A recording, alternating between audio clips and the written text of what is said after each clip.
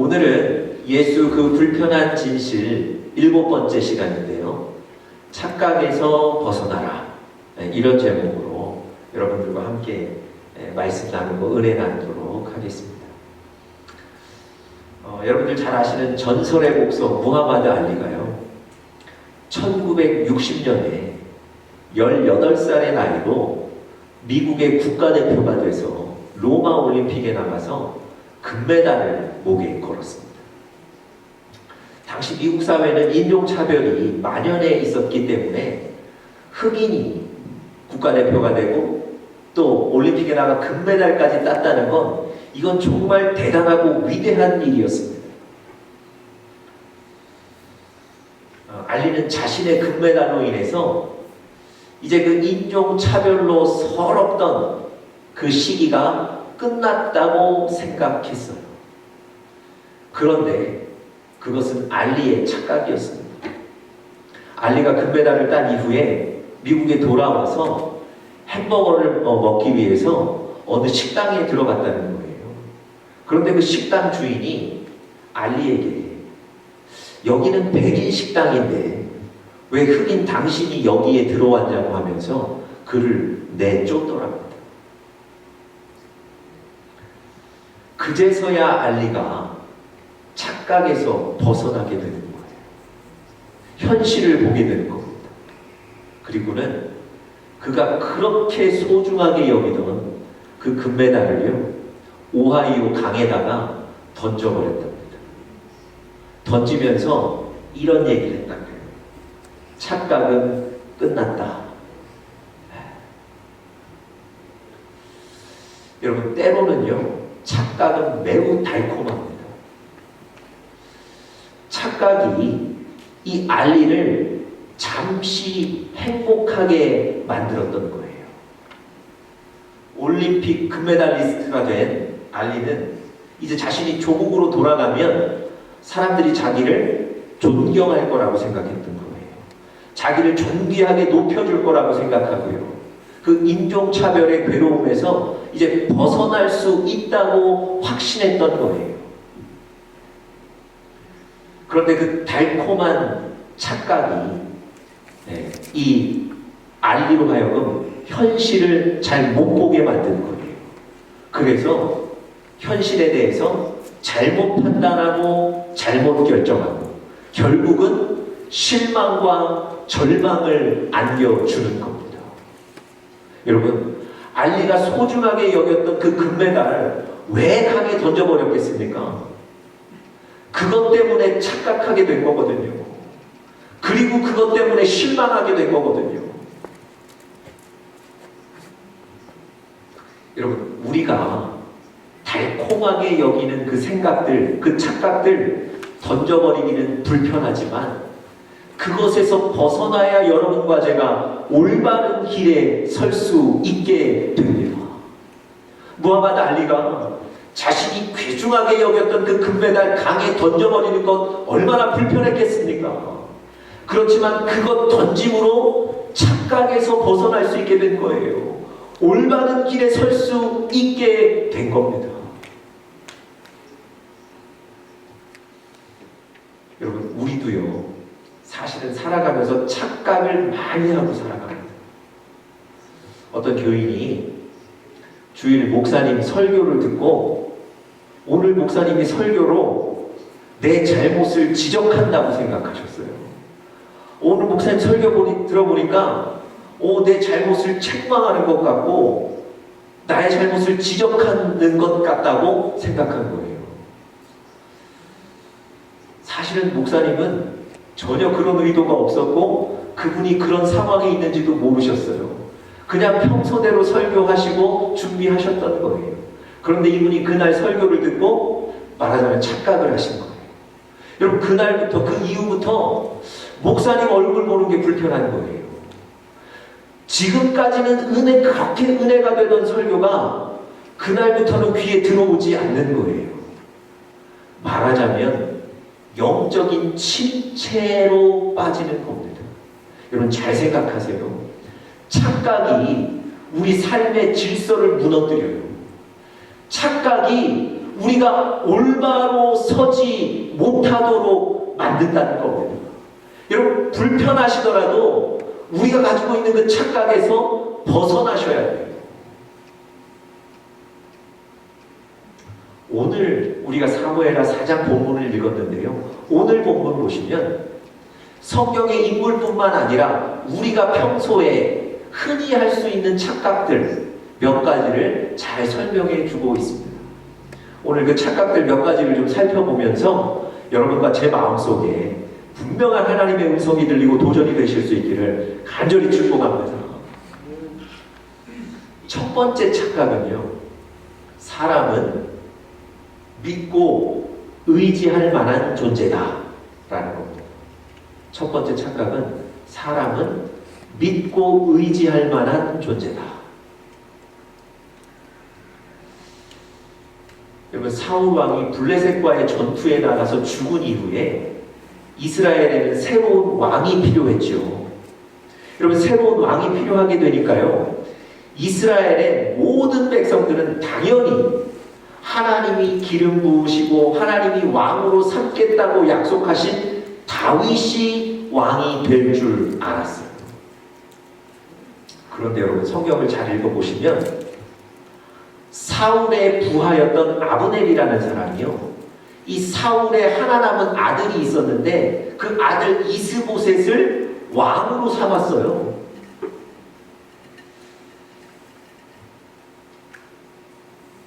아브넬은요, 다윗이 만약에 왕이 되면 자기 같은 사울의 부하는 권력을 받지 못할 거라고 생각했어요. 그래서 어떻게 해서든 자기 권력을 유지하고 싶었습니다. 그래서 다윗이 왕이 되기 전에 사울의 아들 이스보셋을 왕으로 올린 거예요.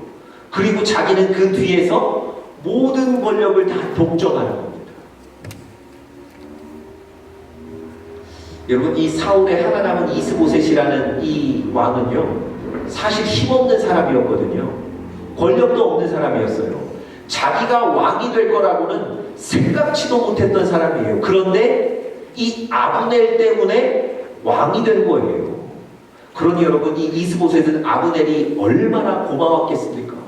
생명의 은인과 같은 존재였던 거예요. 그리고 아브넬 입장에서는요, 어떻게 해서든지 자기 권력을 유지하려면 이 이스보셋을 왕의 자리에 잘 앉혀야 되거든요.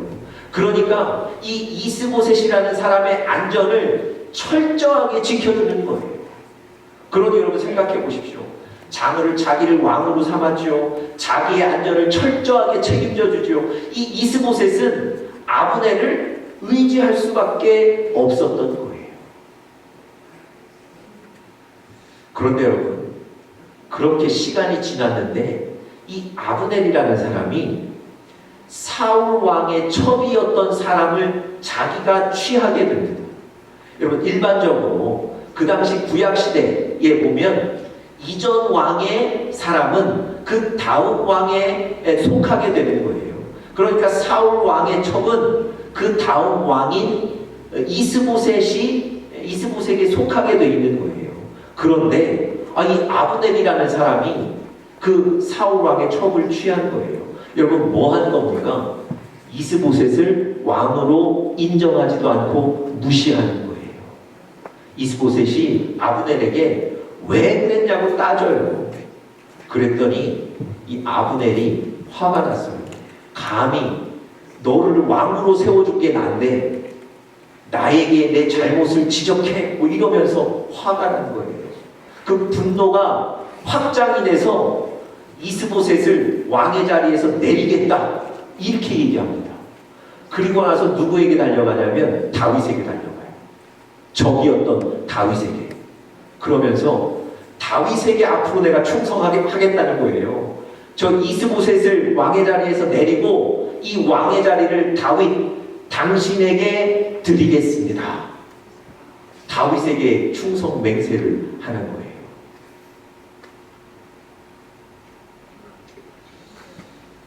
여러분, 잘 보세요.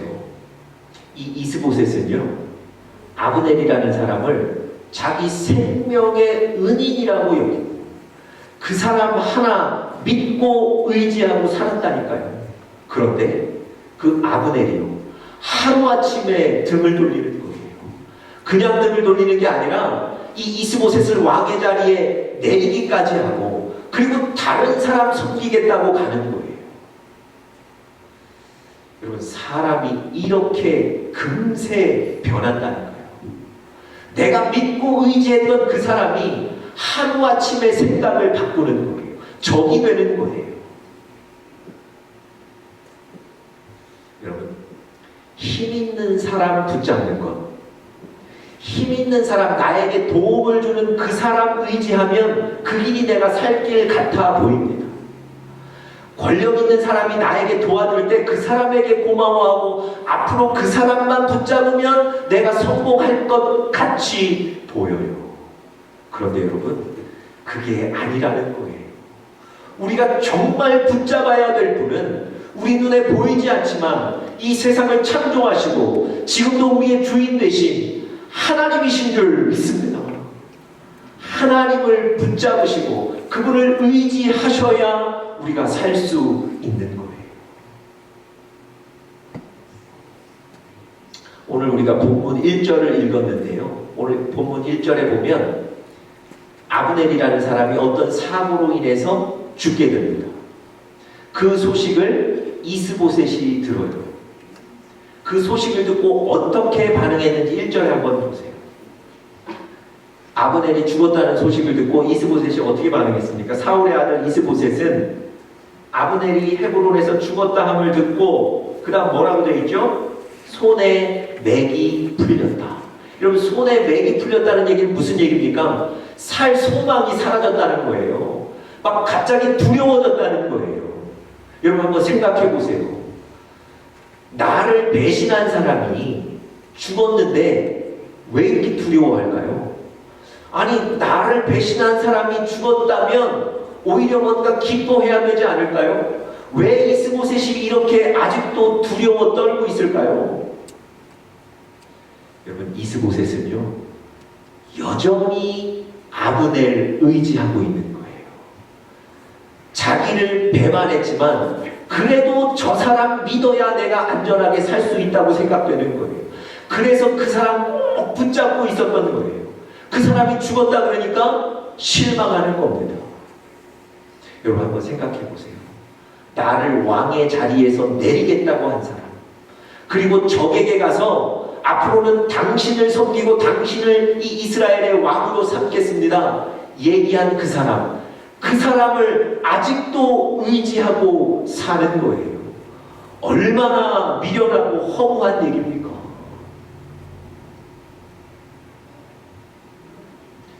여러분, 제가 이렇게 설교한다고 해서 오해하지는 마셔야 돼요. 여러분 주변에 있는 사람을 미워하고 여러분 주변에 있는 사람을 의심하라는 얘기가 아닙니다. 여러분 주변에 있는 사람 하나님이 주신 사람이거든요. 그러니까 사랑하고 긍휼히 여기셔야죠. 그런데 오늘 제가 분명히 말씀드리는 건 그럼에도 불구하고 사람 의지하지 말고 하나님을 의지하셔야 된다는 거예요. 여러분, 사람은 금방 태도를 바꿔요. 생각을 바꿉니다. 그렇지만 하나님은 여러분과 저에 대한 사랑을 바꾸지 않으세요. 하나님은 여러분과 저의 편에 늘 계십니다. 그분을 의지하시기를 간절히 축복합니다. 여러분, 우리도 착각에서 벗어나야 할 필요가 있습니다. 사람을 의지하면 내가 살 수 있을 것 같고 재미있을 것 같고 삶의 이득을 볼 것 같은데 결단코 그렇지 않습니다. 전능하신 하나님을 의지할 때 여러분과 제가 살게 되는 거예요. 우리 시편 118편 8절 9절 말씀을 우리 같이 한번 스크린 통해서 읽어보겠습니다. 같이 읽겠습니다. 시작. 여호와께 피함이 사람을 신뢰함보다 나으며 여호와께 피함이 방백들을 신뢰함보다 낫도다. 여러분, 시편을 쓴 기자가 왜 저렇게 얘기했을까요? 왜 힘 있는 사람, 권력 있는 사람, 나를 돕는 사람, 그 사람 앞에 나가는 것보다, 그 사람 붙잡는 것보다 왜 여호와 하나님께 피함이, 그분을 의지함이 더 낫다고 얘기했을까요? 여러분, 시편 기자가 저렇게 선언한 이유가 있습니다. 바로 그 앞에 구절, 시편 118편 5절 6절에 보시면 그 이유를 설명하고 있어요. 그 이유도 한번 같이 읽어보겠습니다. 시작. 내가 고통 중에 여호와께 부르짖었더니 여호와께서 응답하시고 나를 넓은 곳에 세우셨도다. 여호와는 내 편이시라. 내가 두려워하지 아니하리니 사람이 내게 어찌할까. 여러분, 저 시편 기자가 사람 의지하는 것보다 여호와 의지하는 것이 훨씬 낫다는 이유를 지금 이렇게 설명하는 거예요. 여러분, 제가 한번 설명드려 보겠습니다. 하나님은 여러분과 제가 고통 중에 부르짖을 때 들으시고 응답하시는 분이시기 때문에 그래요. 여러분, 사람이 어려워지면요, 주변의 사람들이 떠난다는 거예요. 여러분, 그 누가복음에 보시면 탕자의 비유 나오죠. 이 탕자가 돈이 많을 때는요, 주변에 사람이 모여요.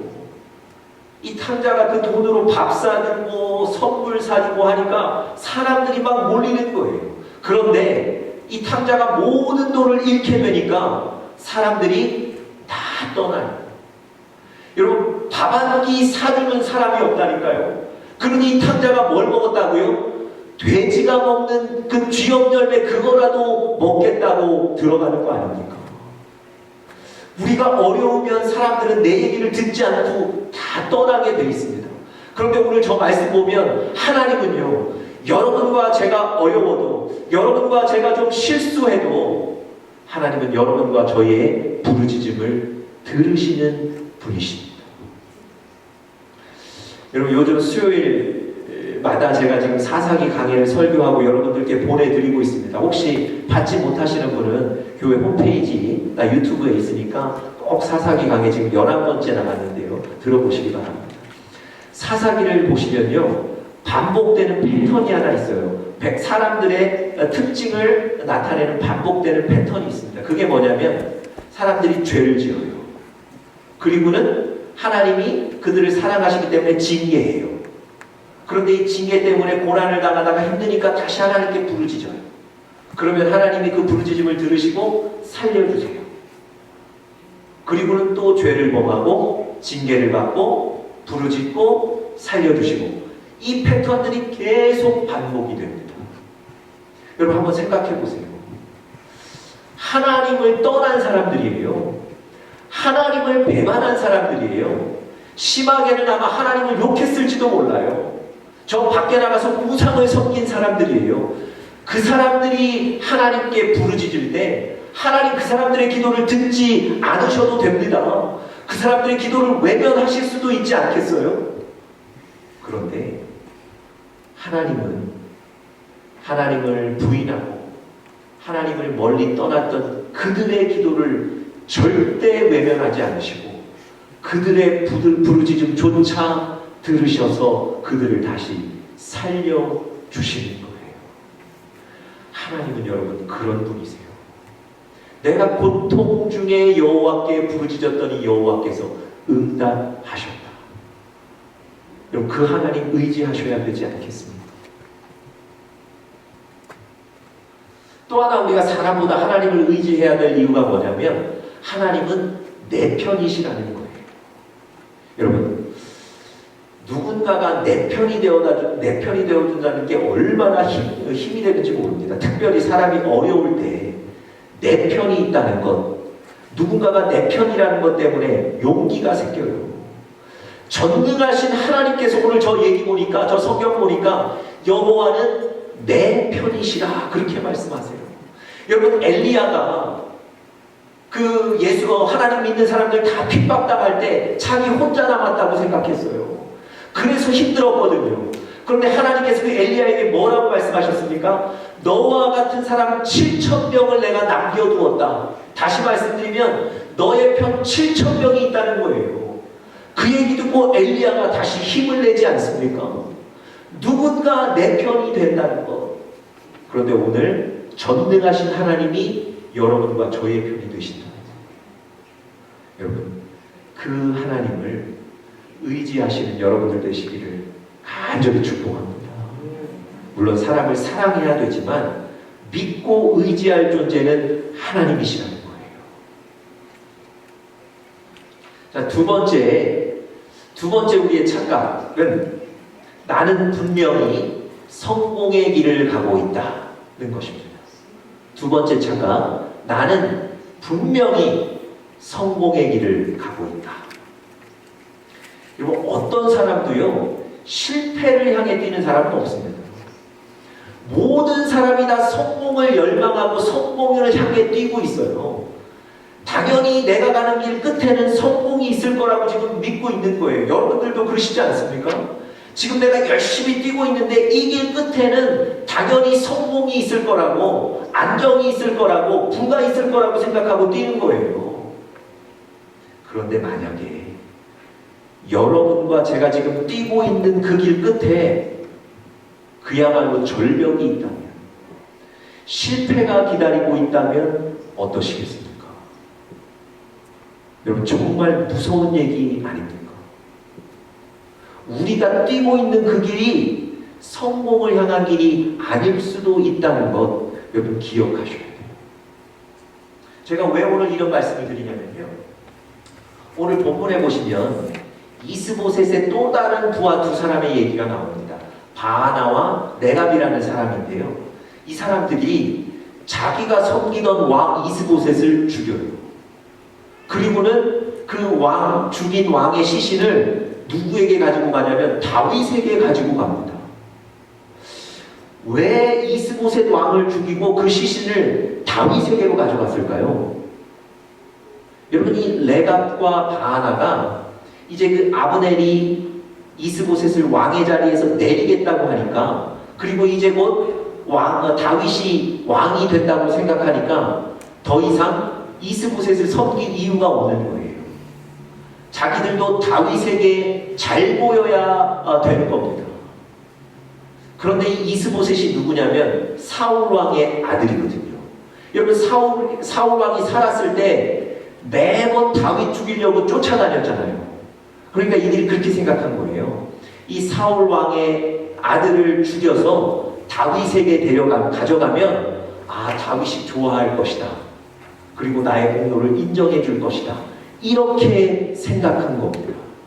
당연히 나는 다윗에게 높은 자리를 보장받을 수 있을 것이다. 그렇게 간 거예요. 그런데 여러분, 그 이스보셋의 시신을 가지고 다윗 앞에 갔더니 다윗이 그들에게 어떻게 말했나요? 11절 보세요. 악인이 의인을 그의 집 침상 위에서 죽인 것이겠느냐? 그런즉 내가 악인의 피 흘린 죄를 너희에게 갚아서 너희를 이 땅에서 없이 하지 아니하겠느냐? 여러분, 무슨 얘기입니까? 다윗은 이스보셋을 의인이라고 표현한 거예요. 그래서 의인, 그 왕을 죽인 사람들을 살려두지 않겠다는 거예요. 여러분, 바하나와 레갑은 결국 죽음을 맞이했습니다. 여러분, 잘 생각해 보세요. 다윗에게 이 시신을 가져가면 이 길은 성공의 길이라고 생각한 거예요. 이 길은 당연히 내가 높아지는 길이라고 생각하고 달려간 거예요. 그런데 그 길 끝에 뭐가 있었습니까? 죽음이 있었던 거예요. 여러분, 죽음을 향해 달려간 거예요. 거기 가지 않았으면 죽지 않았을 텐데 죽음을 향해 달려갔다니까요. 그 길이 성공의 길인 줄 알았는데 아니었다는 거예요. 여러분, 더 안타까운 건 7절에 나와 있습니다. 7절 한번 보시겠어요? 그들이 집에 들어가는 이스보셋 침실에서 침상 위에 누워있는지라 그를 쳐 죽이고 목을 베어 그의 머리를 가지고, 그 다음 뭐라고 되어 있습니까? 밤새도록 뛰었다는 거예요. 여러분, 성공의 길인 줄 알고 밤에 잠도 안 자고 피곤함도 감수하고 뛰어간 거예요. 그런데 결국은 무엇 때문에 밤새도록 뛴 겁니까? 죽음의 길을 위해서 밤새도록 뛴 거예요. 여러분, 허무하지 않습니까? 아니, 억울하지 않으세요? 나는 당연히 성공할 거라고 생각했는데 죽음이 기다리고 있었던 거예요. 여러분, 우리가 가는 길이 이럴 수 있어요. 철저하게 우리 생각대로 사시면 안 되고요. 하나님의 말씀에 든든한 기초를 두고 살아가셔야 할 줄 믿습니다. 어떤 손자가 할아버지를 전도하고 싶었어요. 그래서 늘 할아버지에게 같이 교회 가자고 얘기하는데 할아버지는 그저 손자가 예쁘니까 손자의 말을 들어줄 뿐이지 전혀 예수 믿을 생각이 없으신 분이세요. 어느 날 공원에 조깅을 하러 가셨는데 그날 손자가 같이 갔습니다. 할아버지가 이제 건강 생각하셔서 조깅도 하신 거예요. 그런데 그 조깅하는 그 공원에서 이 손자가 할아버지에게 이렇게 얘기했어요. 할아버지는 건강하시려고 오래 사시려고 지금 뛰고 계신데 할아버지가 뛰어가시는 이 길 끝에는 절벽이 있어요. 지옥이 있는 거예요. 그런데 제가 뛰는 길 끝에는 천국이 있어요. 여러분, 그렇게 얘기를 듣지 않던 그 할아버지가 그 얘기 듣고 손자하고 교회를 나가셨답니다. 여러분, 하나님의 말씀의 바탕을 두고 그 길 위에 서시는 여러분들 되시기를 간절히 축복합니다. 세 번째 착각, 우리가 벗어나야 되는 세 번째 착각, 인생은 내 손에 있다는 것입니다. 내 인생은 내가 할 수 있다는 거죠. 내 인생은 내 손에 있다는 것이 세 번째 착각입니다. 여러분, 아까 제가 말씀드렸던 대로 이 바하나와 레갑이라는 두 부하가 지금 정권이 바뀌는 시기에 우리가 무엇을 해야 되냐, 어떻게 해야 되냐를 매우 깊이 고민했을 겁니다. 여러분, 권력이 지금 다윗에게 기울고 있잖아요. 그러니까 우리가 다윗 편에 서야 된다, 이 결정을 한 거예요. 그런데 여러분, 이 결정은 이 두 사람 외에도 모든 사람이 할 수 있는 쉬운 결정이에요. 다 볼 수 있는 거 아닙니까? 그런데 이 두 사람은 그것보다 더 깊이 인간적인 계산을 했어요. 뭐 한 겁니까? 이스보셋을 죽여서 다윗에게로 가져가자. 얼마나 깊이 생각했겠습니까? 여러분, 이스보셋을 죽인다는 건 그 당시 왕을 암살하는 일이에요. 한 나라를 움직이는 대단히 위험하고 큰 일이지 않습니까? 이 일을 그냥 쉽게 했겠습니까? 인간적으로 얼마나 계산했겠냐고요. 깊이 계산했을 거예요. 그리고 이 세상은 내 계획대로 된다고 믿고 그렇게 이 일을 저지른 거예요. 그런데 여러분, 아시다시피 정말 그렇게 됐습니까? 아니요. 그렇게 될 줄 알았는데 전혀 결과는 정반대였죠.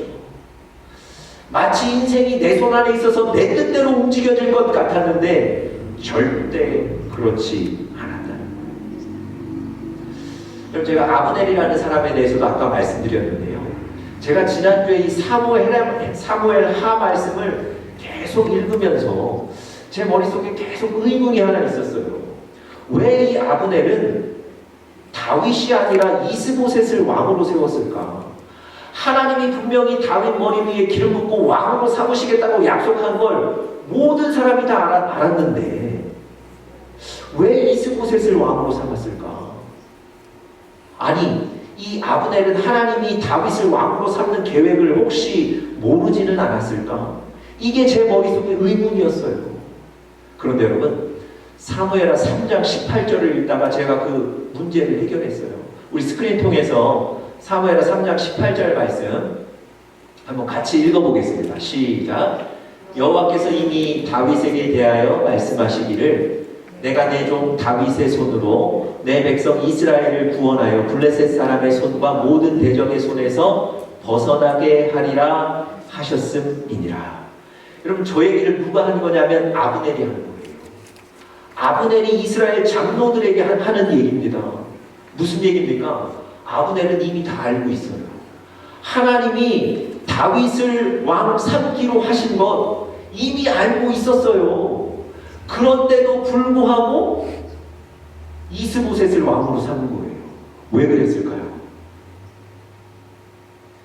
하나님의 뜻은 알았지만 별로 중요하다고 생각하지 않은 거예요. 세상이 하나님의 뜻대로 움직여진다고 전혀 믿지 않았던 거예요. 그냥 내 인간적인 계산이 훨씬 더 강하고 확실하다고 믿고 자기 계산대로, 자기 계획대로 행했던 거예요. 여러분, 이스보셋이 왕이 되고 자기가 그 뒤에서 권력을 얻기는 했어요. 잠시 권력을 얻기는 했지만 결국은 죽음을 당하고 말죠. 여러분, 성경에 오늘 본문에 나오는 사람들이 자기 인생은 자기 손에 있다고 생각해요. 마치 자기가 다윗을 왕으로도 삼을 수도 있고 왕에서 내릴 수도 있다, 이렇게 믿고 있어요. 여러분, 교만입니다. 우리 인생은 누구의 손에 있습니까? 하나님의 손에 있어요. 여러분, 하나님이 우리의 인생의 주인 되셔서 우리를 움직이신다는 것, 오늘도 꼭 인정하시고 삶의 현장에서 선포하시고 살아가시는 여러분들 되시기를 간절히 축복합니다. 제가 오늘 마지막 얘기 하나만 좀 드리고 설교를 마치려고 해요. 옛날 임금이 왕이 타던, 왕을 태우던 나귀가 있었는데요. 왕이 그 지방을 순찰할 때 이 나귀를 탔답니다. 여러분, 왕이 지나갈 때마다 백성들이 그 연도에 모여서 열렬하게 박수치고 환호하는 거예요. 그런데 여러분, 왕의 나귀였기 때문에 이 나귀도 정말 화려하고 아름답게 장식을 했던 거예요. 그래서 사람들이 이 나귀를 향해서도 열렬하게 환호를 해줬다는 겁니다. 어느 날 이 나귀가 사람들의 그 열렬한 환호와 박수의 고무가 돼서 자기 등에 타고 있던 왕을 땅으로 내동댕이 쳤다는 거예요. 그렇게 되면 그 열렬한 환호와 그 박수갈채를 누구만 받을 수 있는 겁니까? 나만 받을 수 있다고 생각했던 거예요. 그런데 여러분, 이 나귀 등에서 왕이 떨어지자 이 나귀가 어떻게 됐겠습니까? 왕을 떨어뜨린 죄로 죽게 되는 거예요. 여러분, 우리 등에 지금 우리는 하나님을 주인으로 모시고 태우고 사는 거예요. 네, 그게 불편할 수 있죠. 아니, 하나님만 없으면 이 성공을, 이 칭찬을 내가 다 얻는 것 아닌가 싶을 수 있어요. 그런데 여러분, 하나님을 우리 등에서 떨어뜨리는 순간, 밀어내는 순간 사실은 우리 삶도 안전하지 않게 되는 거예요. 하나님을 주인으로 인정하고 모시고 살아가는 우리 사랑하는 영적인 가족들 되시기를 간절히 축복합니다.